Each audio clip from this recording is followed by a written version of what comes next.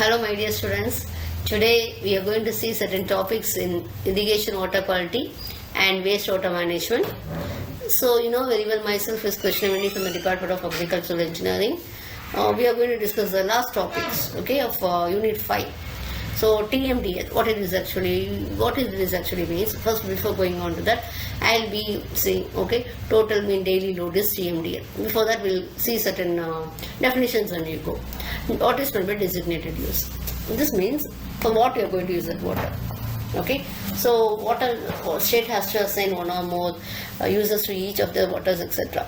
So water quality criteria means protect the designated uses and all. So it can be numerative or either it can be innovative at all.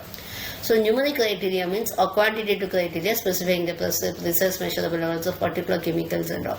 Okay, for example, 25 NTU, pH 6 to 9 and etc. Everything is. So it will be expressed, everything will be expressed in terms of numerical terms. Narrative means actually some we can't measure, no.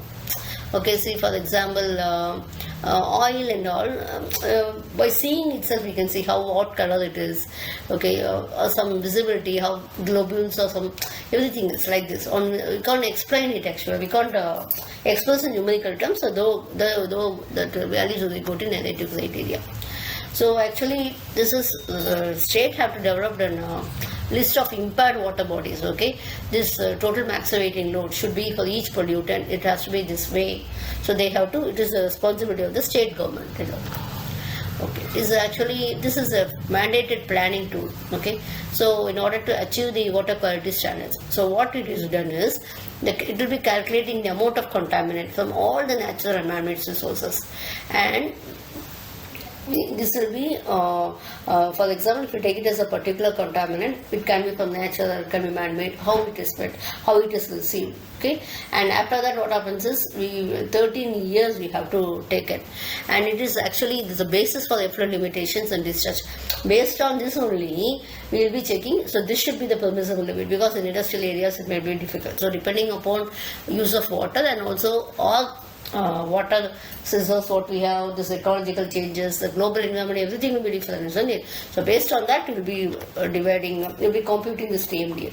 So what is actually the main purpose is being intended to reduce the loading of pollutants, okay, to bring the water body back into the compliance. So actually the water quality body may not be having the necessary qualities. So what we are doing is we are taking steps such that it has been into the normal qualities and all. Okay, so we cannot new discharge. See, if we find that it has reached a certain limit, then we cannot allow again and again we shouldn't allow any other disposals and all. So sufficient remains to load the existing discharge subject to the compliance, etc.